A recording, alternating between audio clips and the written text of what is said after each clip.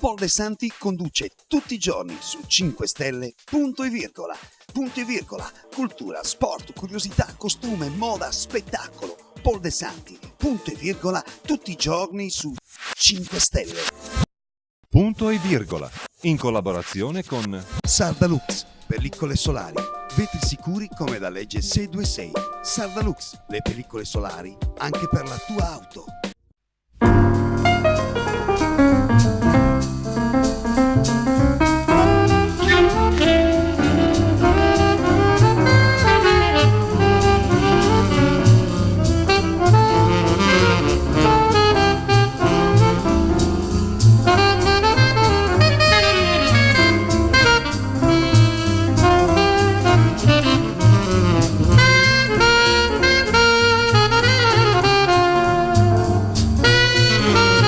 Consiglio provinciale, con noi l'assessore alle finanze, il dottor Franco Borghetto. Buonasera, ma che sta succedendo quest'oggi? Ho visto molto impegnata anche la nostra Presidente.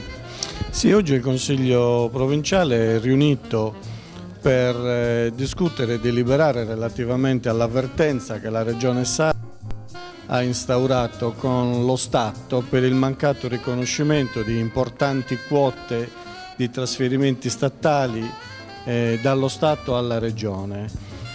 Quote importanti, cioè debiti che lo Stato centrale ha nei confronti della Regione da oltre un decennio, che non sono mai stati onorati, quindi la Sardegna ancora oggi è creditrice di notevoli somme nei confronti dello Stato.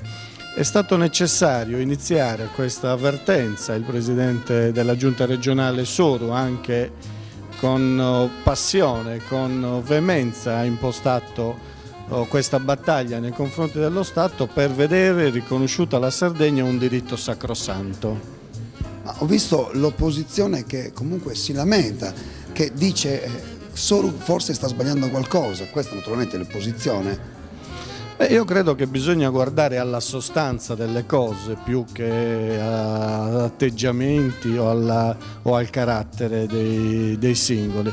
La sostanza delle cose è questa, che nel decennio dal 93 al 2003 la Sardegna ha accumulato un credito nei confronti dello Stato nazionale di una cifra di oltre 10 miliardi di euro, cioè stiamo parlando di una cifra enorme. Qualche soldino? Stiamo parlando di una cifra enorme che i sardi non possono utilizzare, che sono soldi dei sardi che i sardi non possono utilizzare.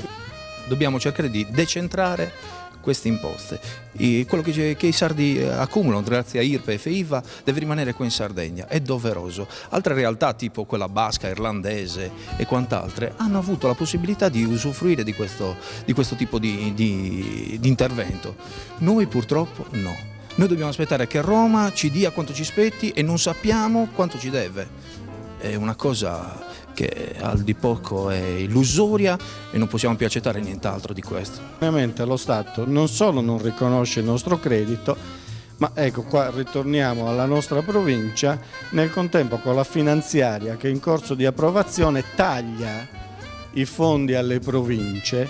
Noi avremo difficoltà a chiudere il bilancio del 2006 perché ad un primo conto che abbiamo fatto, se la finanziaria così com'è dovesse essere approvata dal Parlamento, avremo fra i 5 e i 7 milioni di euro in meno, quindi per noi una cifra importante che vuol dire meno manutenzioni stradali, meno manutenzioni scolastiche, meno servizi ai cittadini. Probabilmente vorrà dire che per chiudere il bilancio dovremo essere costretti a mandare a casa dei giovani che abbiamo assunto con contratto a termine per lavorare dentro la nostra provincia, per lavorare a favore della comunità provinciale. Quindi non solo da una parte ci tagliano i fondi, ma dall'altra non ci riconoscono neanche i crediti sacrosanti che abbiamo accumulati e che sono diritti costituzionalmente garantiti, cioè la Costituzione garantisce che alla Sardegna vengano trasferiti questi quattrini.